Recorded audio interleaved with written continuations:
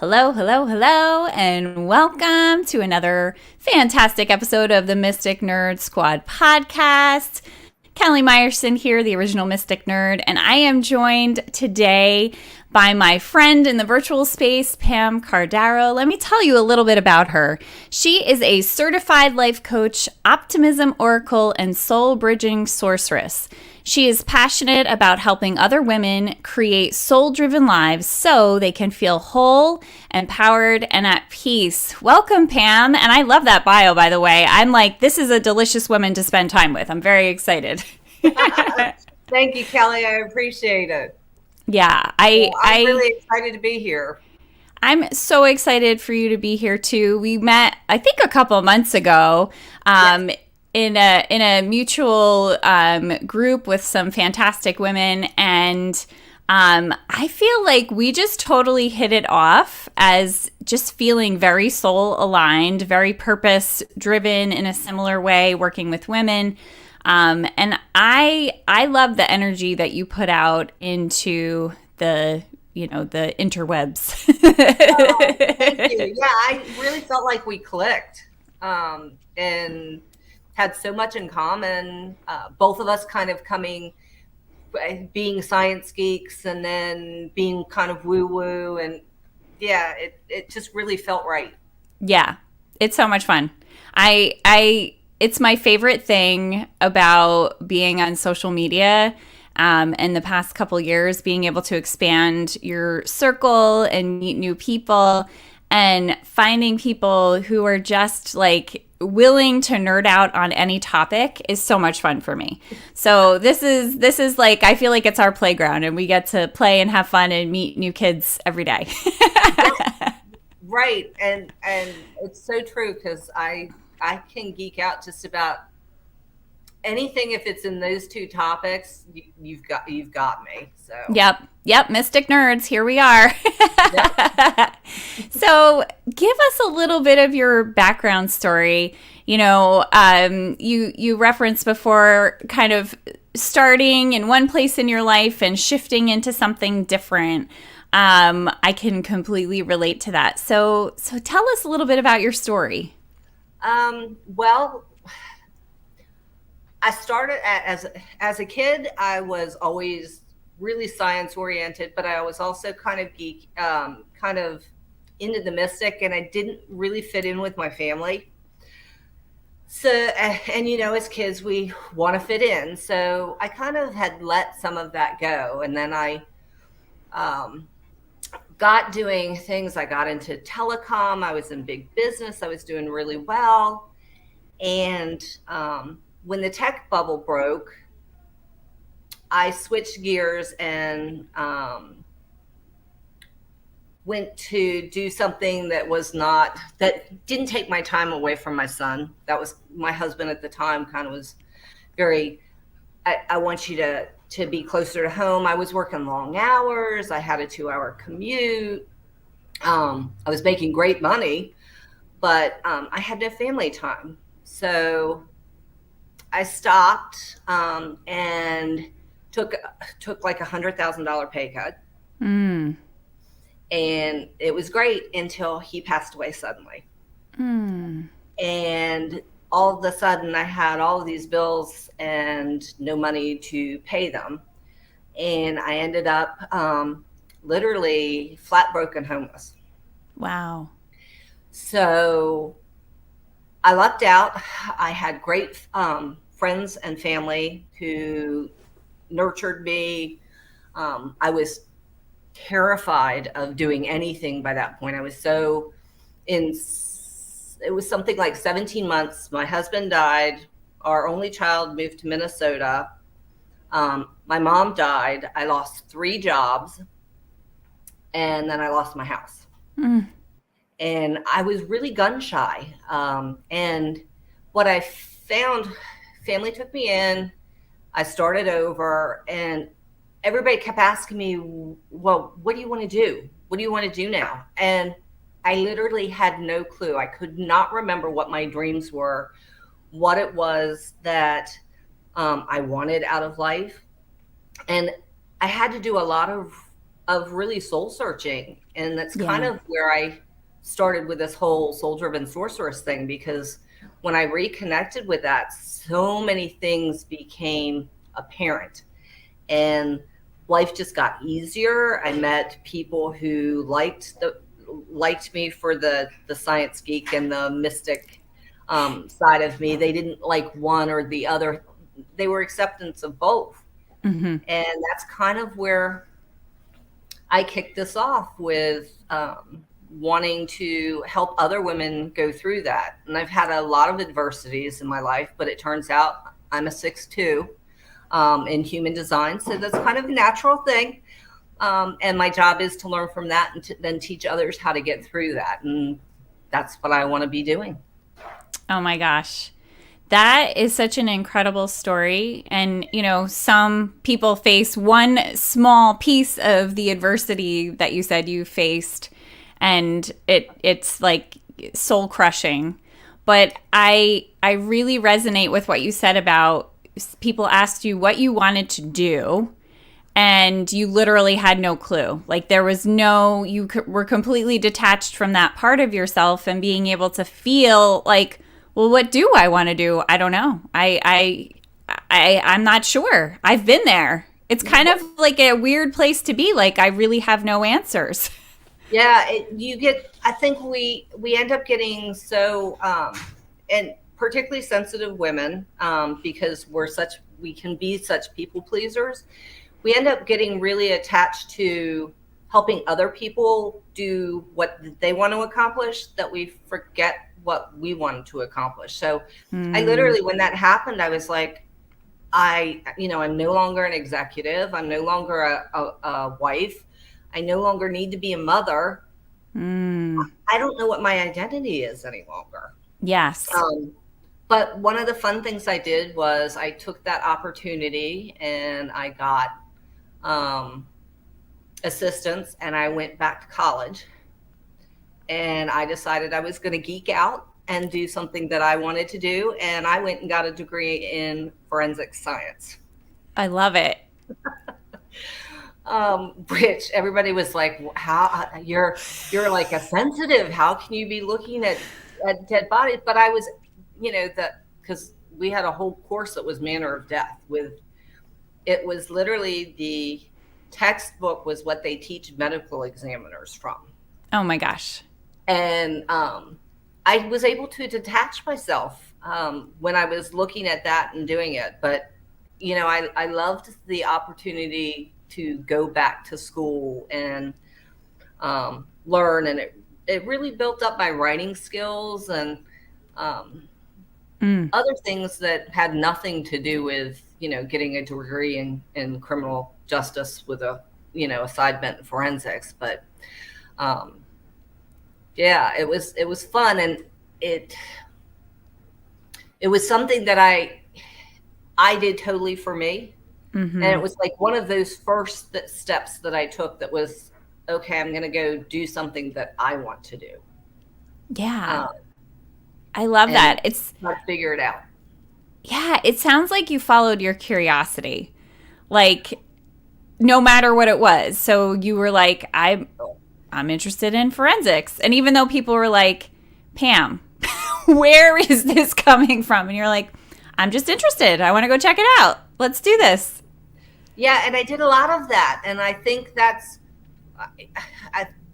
I think we don't do enough of that, people in general, because those interests that we have, I think they come from our soul. There's a reason why we're supposed to be focusing on them. So I literally say in one of my emails that I had sent out that I went everything from, A to Z. If I was interested in it, I went and explored it. Crystals and wizardry and Wiccans and Buddhism, and I went and looked and I played around with it, and then I found the parts that really resonated with me from that curiosity, and I found things that I was like, not so much interested in. But I think all of that has come to where I am today, and it's stuff that I'm meant to be using as I go forward. Yeah. Yeah. Oh my gosh. That is so juicy. I'm like my inner nerd is jumping for joy when you said forensics, and I was like, "Ooh, I'm leaning in. This is interesting." And I'm like envisioning, like, remember when CSI first came out, and like they would show all like the slow motion, like figuring things out, and how I loved a mystery like that. Like, let's figure out what actually happened, and the forensics piece of that. So that to me is like, that's super cool. Yeah, that. I think that was where my curiosity was taking that and going. And really, my idea had been to get that science background and then use some of I don't like to call myself a medium, but I do have connection with that other plane. Mm-hmm. So I thought it would be a great way to kind of turn that into working cold cases, and doing that. But when I got into my law enforcement agency, because I work, a lot of people don't know this, but I work as a law enforcement agency dispatcher. That's my full-time job while I coach on the side. Hopefully that will flip at some point. But I was kind of hoping to kind of parlay that into that. But then I got in there and I had to go to the police academy, and I had to spend so many years on patrol before I could even get to the detective to do that. And I was like 49, 50 when I started with them. And I was like, I do not want to go compete with 21-year-olds. Yeah. That's not, no. Mm-mm. So I kind of stuck with the dispatch, which I really thought was my heart-centered work that I was supposed to be doing. And about 3 years ago, I kind of got a kick in the tail from Spirit that says, yeah, that was good for a while, but that's not what you want to be doing now. And which is where Sensitive Women Rock got kind of born. Was I went, I set up an appointment. I was seeing a cardiologist, and she left the practice. So I went to a new cardiologist, and the cardiologist is like, I want to run a EKG or echocardiogram on you. And they came back and basically said, we think you have a hole in your heart. Oh my goodness. And I was like, okay. And they were like, so we want to do this other test. So a month later, it was like, I went in January. In February, they did the second test, and it turned out I had a really, really big hole in my heart. Wow. And I was seeing the surgeon the next week. And by April, I was having open heart surgery. Oh my goodness. And they said to me that more than 50% of my oxygenated blood never made it to my body. It just went back and forth between my heart and lungs. Oh my gosh. Never fed my body. So I think they were really surprised I was still alive. and had been athletic, and was as a child, and all of this, because I literally had hardly any separation. Your chambers of your heart are supposed to be separated. My top two chambers were not separated at all. Your whole life? My whole life, apparently. Wow. So it was like really fast, very shocking, kind of one of those smack in the faces, and you're like, what? I have to have open heart surgery? What? Yeah. And then when they did the testing, I literally had nothing else wrong. I had no blockages. I had no artery disease, nothing at 55. So wow. I was like, there's a reason this is happening. I was in tune enough with Spirit, and I was like, 55 is all about change and transitions. And I was like, this is something about my heart, so it must be a heart-centered transition I'm supposed to be making. And when I sat back on that, that's how Sensitive Women Rock was born, because I realized that I was supposed to be doing coaching and helping other women lead soul-driven lives so that they felt whole and empowered and could be at peace, like I had found when I started doing it. Wow. And a year later, the business was born. Wow. Pam, Right? That's such an amazing story. It was so crazy. I mean, and it literally happened. God bless my husband, because I had met him. That was one of the things I manifested, was this man who actually has no qualms about the fact that I call myself a witchy woman.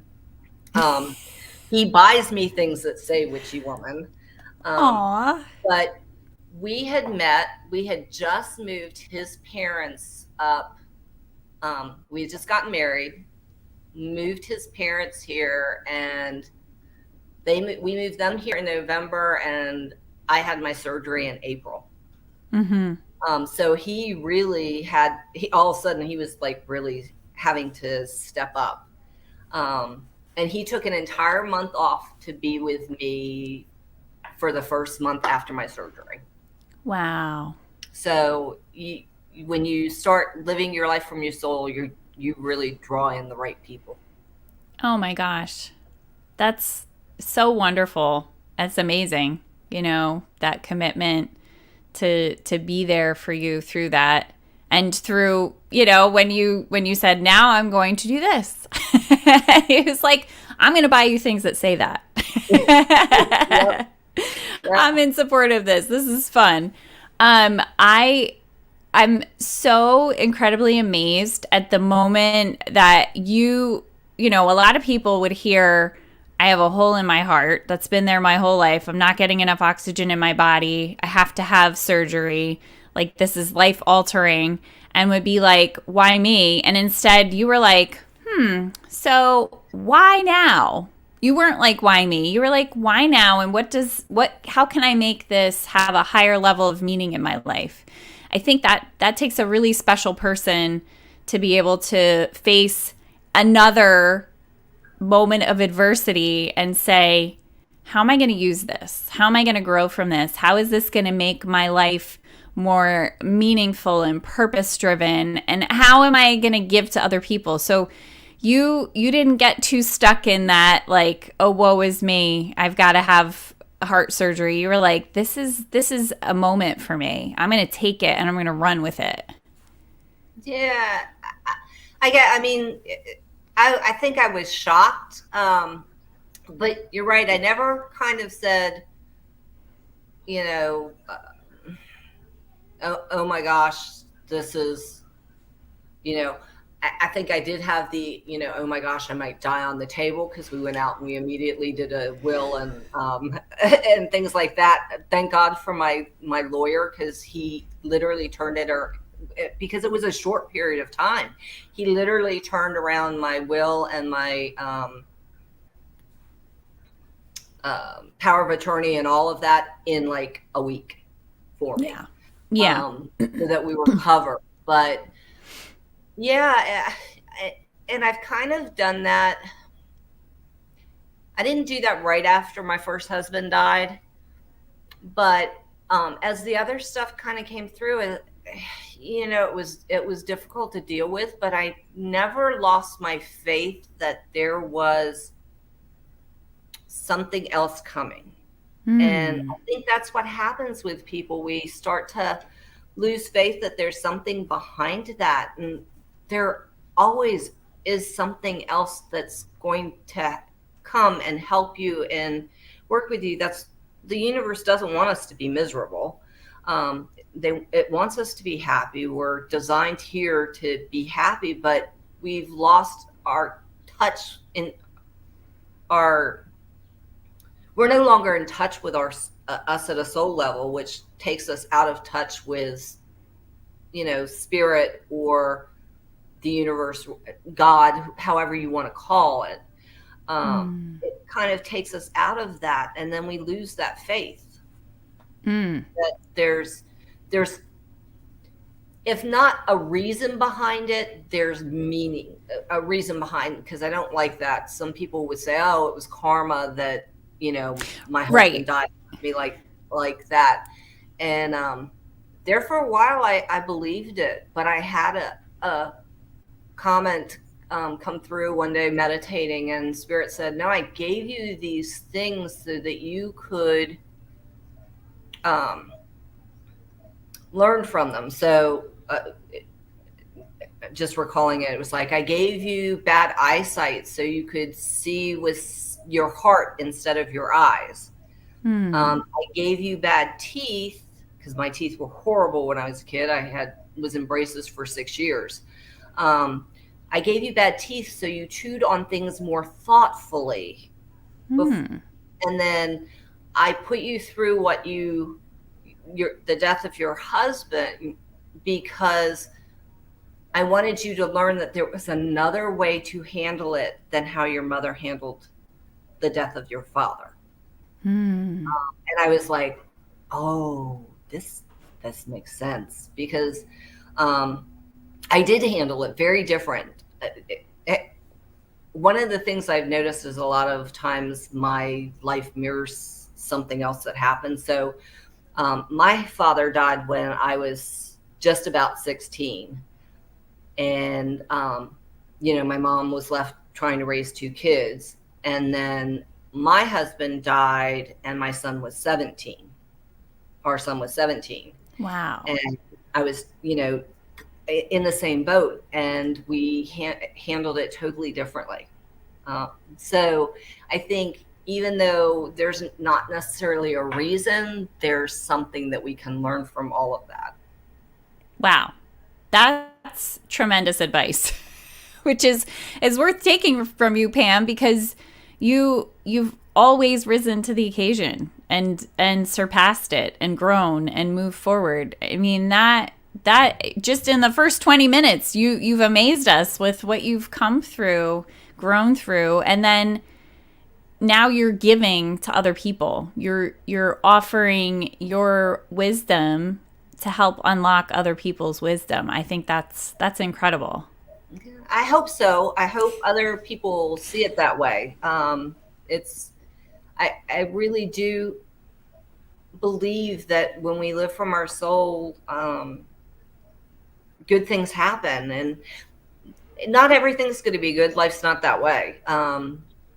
There's always going to be lessons that we need to learn. There's always going to be things that we have to kind of go through to grow, but having faith that you can move through that, and just attracting the right people, the right experiences, because you're not pretending to be something that in your heart you really aren't. I can't tell you the number of women who I've heard say, I really would like to be doing this, but I'm so afraid that it's not mainstream enough, so I did this instead. And I'm like, no. There's a reason you're supposed to be doing that. Yeah. And those are the people I want to get to. Those are the people I want to teach that you're holding yourself back because somebody else made you believe that you had to be the same as everybody else. And we're not meant to be that way. We're Agreed. meant to be different. Yeah, I agree. I feel that so deeply. And I think every time we make the choice to be more authentic and live from our authentic voice and power and actions, we're giving permission to other people to do the same. Right. Yes. I literally just put out a thing that said, I don't filter my photos. I don't edit my videos, because I want people to know it's okay to look the way you look, and not worry about what other people think. Because so many of my coworkers, now, granted, I'm 30 years older than most of my coworkers, the people I work with regularly on a day-to-day basis. But if you saw them with their makeup on and with their makeup out, you wouldn't recognize them. So, and I'm just not comfortable with that. I just like, I want people to see the real me. This is no makeup. Um, I just, I want people to feel comfortable being authentic. And the thing is when you are authentic, then you attract the right people. When you're not being authentic and you're going kind of against what it is, or you're following somebody else's ideal of what you should look like or how you should act, then you're going to attract people who are that energy. Yeah. And it's not going to be fulfilling for you. There's going to be a part of you that's going to be frustrated and unhappy because they don't see the real you, but you're not giving them the real you. Yeah. Yeah.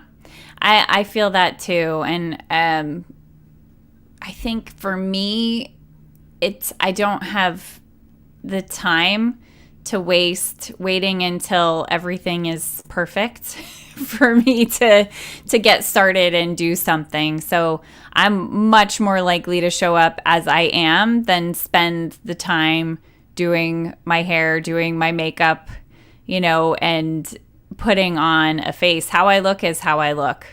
Yeah.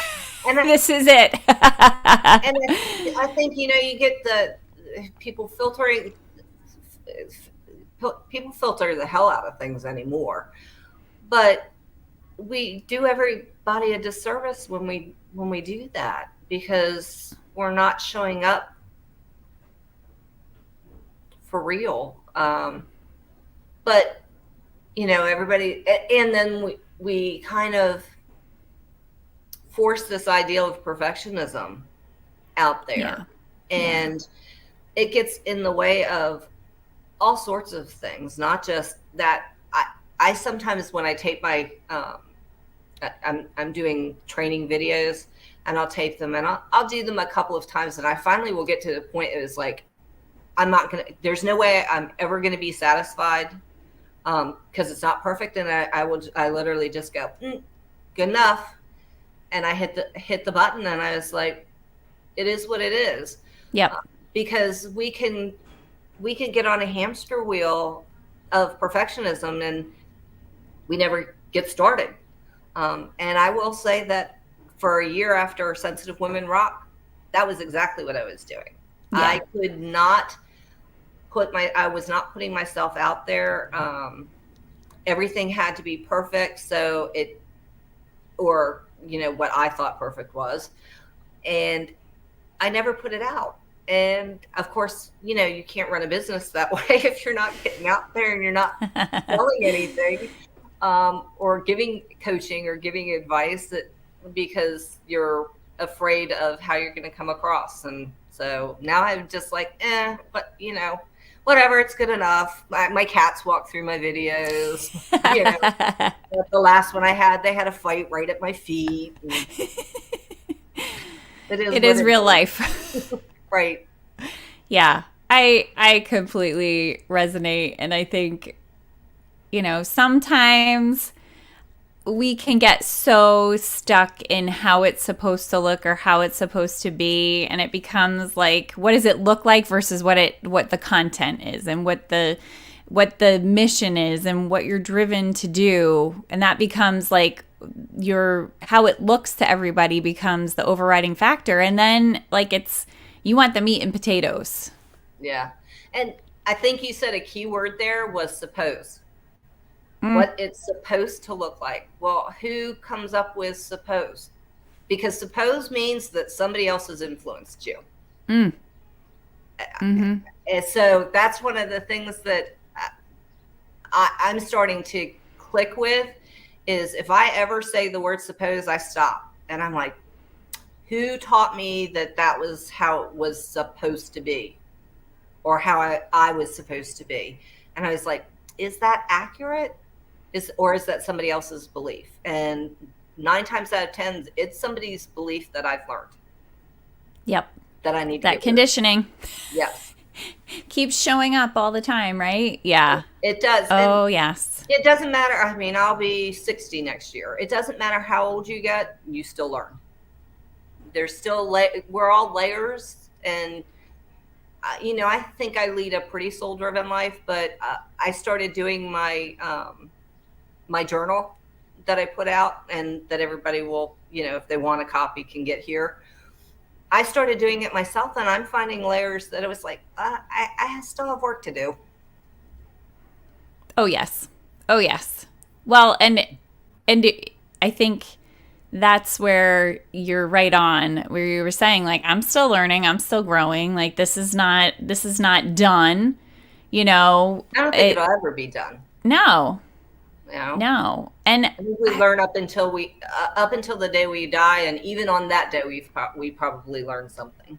Absolutely. And I think it's also making me think the pressure to have like a certain image and to fit in, and that sort of that conditioning out there, it doesn't leave much room for like a unique look or aging process being a normal, natural thing. And like, can we celebrate like living to a certain age versus like looking like we didn't age? Like it's a blessing to be here and alive, no matter what your age is. Like, let's spend some time celebrating that versus how we look. Right. And it's really funny because I'm going through this with my mother-in-law. She will be 87 in November, but every week we take her to get her hair done, and she gets her hair dyed. And I'm letting mine turn, I don't know how well it shows up, but I'm letting mine turn gray. And she keeps looking at me and saying, aren't you going to dye that? And I was like, no, these are my wisdom highlights. They're staying. So, but it's funny because she, it's literally every time that she can see the gray in my hair, she makes a comment about it. How funny. Yeah. Well, and that's maybe the conditioning for her, but she's 87. That's amazing. Yeah. She's 87 and Dad will be 90. Wow. Wow. So yeah, they're a full-time job. Understandable. Yes. Yes. I feel like I have 3 full-time jobs now. So. It sounds right. Don't we all? This is sort of our lot in life. And like, how do you juggle them? How do you stay centered? And for me, it's always about how do I continuously put myself back up at the top of my list so I'm available for everybody. Right. That's a perfect thing because so many of us don't. We keep ourselves down at the bottom of the list. And then I was having this conversation with somebody and I was like, but then you're not giving them the best care or quality of you if you're not taking care of yourself. Totally. The airplanes have it right. Put your oxygen mask on first, then help somebody else. Absolutely. Yeah. And we do a lot holding our breaths and hoping the oxygen comes. But it's like take care of yourself first. Yep. Then take care of everybody else. Yeah. I have to remind myself of that one too. Oh my gosh. It's really hard when you have so much going on, just finding the space for yourself. Yeah. It's so easy to get lost and, forget why you're on your path to begin with and why you're doing what you're doing. And I know for me, I have to continuously come back to stillness and silence and journaling and meditating and tune back in. Like, am I doing what's authentically for me and moving forward for me? Or am I pulling in? You were talking about earlier, you're a 6'2", we love human design. I get totally nerded out on it. Me too. It's totally geeked. Yeah. I found it. It explains so much. I cannot sing the praises of human design enough at this point. Yeah. Well, I have a fully open head in Ajna. Me too. And so and no nothing even defined, Oh, no gates, no channels. Like it's ooh, completely disconnected, wow. and which makes sense for a lot of my life. But it means that I have so much coming in all the time. Like I can get very exhausted very fast. And I'm a manifesting generator. So I do have a lot of energy, but not if I get lost in like silencing the noise. But for everybody at home who is obsessed with human design like you and I are, what is your full human design? Mine? Yeah. I am a emotional manifester and a 6-2 profile. Oh my gosh, I love that you're a manifester. That's so exciting for So, me. and I'm not totally open, but I also have open head, ajna, and an open root. So Yeah, both my same. power, yeah, both my power centers are there. Surprisingly, I have a defined heart, That which is is not surprising. That makes sense. a little weird. So, and one of my channels is between my heart and my is not solar plexus. Maybe it is solar plexus. My Sacral? heart. Yes, I think it is. It's the emotion one. All of a sudden, my mind went, but Open the head. emotion center, right? All I right, say you that all might the talk time. I'm more like, it's your not there. part. Oh my gosh, so funny. Yeah. So I think I when I started to live more in alignment with my design, like, just going off of like I'm a 1-3, so the one being like deep dive research, loves to get into things, but then 3 being like the experimenter. So learn, deep dive, figure things out, but then I'm really good at teaching them. Like I can give all the tips and tricks and shortcuts to people because I figured out like that. Just comes to me really fast. Yeah. Yeah, yeah. I like with the 6 because I with the 6 you have those 3 defined kind of areas as you move through life. And there for a while, I was like, oh my God, I'm like trying to do all of this stuff at you know, my end years of life. But it's exactly how I'm designed to work. Mm-hmm. So yeah. Yeah, it makes complete sense. Is it? I'm trying to remember. I'm not so up on all of them, but is it 30-year periods or 20-year periods? What Yes. is? I think it's 30 year. Well, the first one's between 20 and 30 years. The second one's between is more 20 years. So between I guess it's between um, born and like early 30s, you're kind of your life kind of goes one way where you're kind of absorbing everything. Mm-hmm. And then from 30 into 50, you're kind of take a step back and Mm-hmm. you watch everything. So it's kind of Mm-hmm. like a doing and then a watching how the world works and everything. And then from 50 on, you're kind of taking everything that you've learned from before, um, and then your job is to teach it to others. Mm-hmm. So it really just when I saw that, I was like, oh my, it makes sense. And then when I looked at some of the emotional things, like I have a channel. One of my channels basically says I'm a chaos magnet. It's like, oh, my life makes Well, that sense, makes sense. right? And for years I was like, oh, I must have done something in a past life that karma is kicking my ass for. Yeah. Um, but now I look at it and I was like, anytime something comes up, that thing that I was doing kind of automatically now makes total sense. It's like, oh, what's the lesson behind behind this? Yes. Because there's a reason I'm going through this. I need to learn a lesson so I can teach other people. And now it clicks Yeah. with me where before it was kind of like eek. I did it automatically because it happens to be an unconscious channel, but um,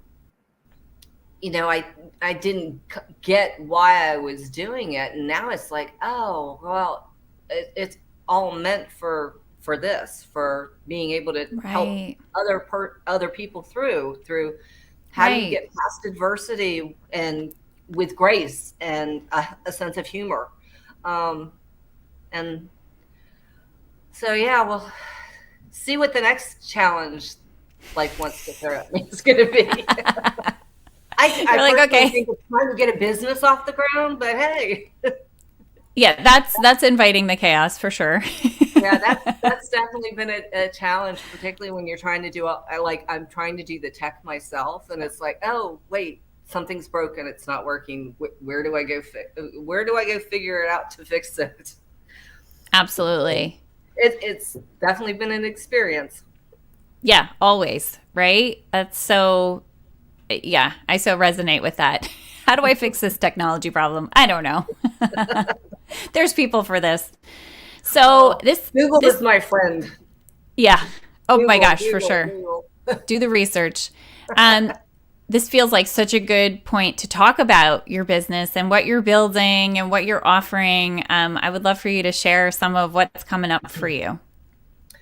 Um, well, I have a couple of ways people can connect that I'm gifting today. So one of them is a coupon to a free reading where I basically do a Zoom call. We get together. I pull cards, and you get to meet three of your spirit guides. So one's either a goddess or an angel, depending on which deck you prefer. Some people are not so into the goddess, so I do an angel deck, an animal, and an ascended master. Mm, And the coupon is basically you get that for free if you nice. want to take advantage of it. The other thing that I'm giving is my free Discovering You journal and prompts, and that's what we talked about earlier. I'm doing it myself, and I'm even learning from it. So it basically helps you reconnect to who you were at a soul level before all of the BS came into play, and people started shooting you and coulding you, and you need to be this. Um, so it'll walk you through what are your likes and dislikes. Are you doing them? How did you what did you enjoy as a child, as a kid? Because that can be really key to who you are, and it kind of walks you through how are you taking care of yourself, who influenced you, things like that. So it's a good way to kind of do that first reconnect Mm-hmm. um, with you at that level. And beyond that, I'm getting ready to put out a coaching program that I'm really excited about. It's it's basically doing something how I wish it had been done for all of the times I go and try to do coaching.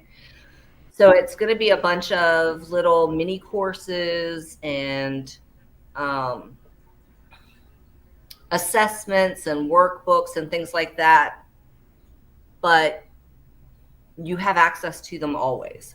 So one of my pet peeves is, I'm really busy and I want to join, I don't know, master course or something. And I can never join live. Never fails. It's always on a day I work a 12-hour shift. Never fails. But they only leave a replay up for 24, 48, 72 hours. Well, I never get to that either. So I'm basically designing it so it's yours. You have access to it whenever you want. There's no time limit. It'll be self-study is where I'm starting out with, but there'll be self-study courses you can take whenever you want. And then I'm planning on bundling them, at least some of them, and I may do a membership. I'm trying to work out the technology side of that. So right now I have one course up, and I have four more in the works. Two are almost ready. I just need to tape. Two others are there, but I call it Mini Movement Magic because we're going to just take little tiny, it's little tiny steps to get you to being what I call a soul-driven sorceress, which basically means you create your life. Love it. And they're going to be separated by what I'm calling cauldrons, because I'm with you. I like that terminology. Love it. We call them categories, but I like calling them cauldrons. So one is a cauldron of wholeness, one is a cauldron of empowerment, and one's a cauldron of peace. And they'll be, divvied up. And the great thing about it is you get to design it yourself. So there's no set path that you can go through, because we're all different. I call it like baking a cake or making a spell. I give you the basic recipe, and then if you want chocolate cake, you pick the ingredients for your chocolate cake or your spice cake or your whatever. I'm going to do a whole video on this, but you'll get to pick and choose what it is that you want to work on as you go through. So the first one is uncovering your unique magic. And it's about how you, why you're different from everybody else, why you're unique, and then how you can go explore that.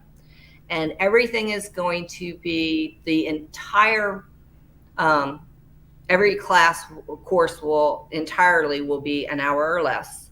Most of them will be 30 minutes or less, but all of the modules will be 30 minutes or less. Awesome.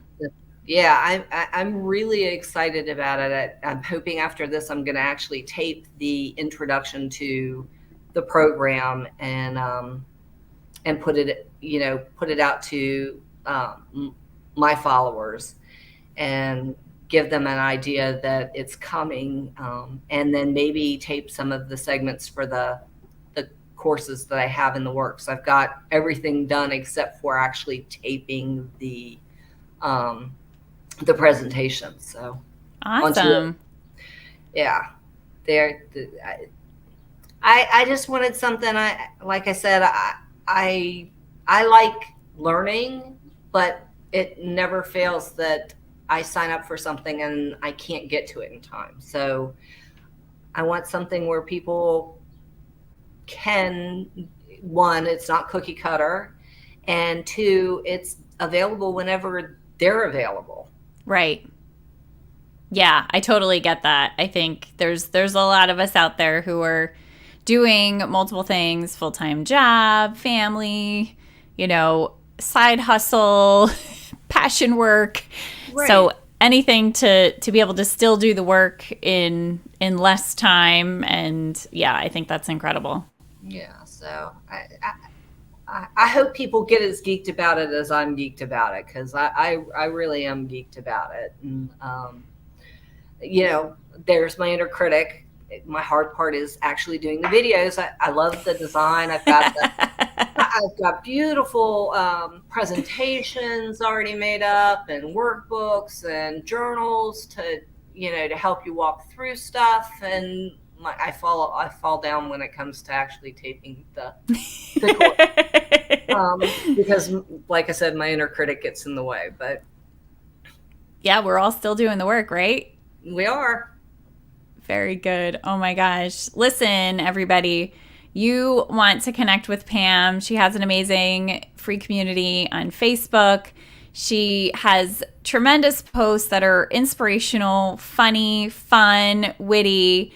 And if you resonate with Pam's story as much as I know I did, then you're going to want to check everything out that she has going on. And we'll just look forward to everything coming out, because it sounds amazing. And, your story is really inspirational.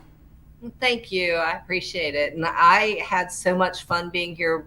We always have fun when we talk, but yeah, it was great. And I really do. I hope people do resonate. I hope they find it interesting. And I really do hope that you take the time, even if it's not with me, if it's with somebody else, go create your own life. Be your own soul-driven sorceress. I love it. We're going to end it right there, because that was perfect, Pam. All right, everyone. Thanks for joining us on the Mystic Nerd Squad podcast. And remember, stay curious. Take care, everyone. Have a great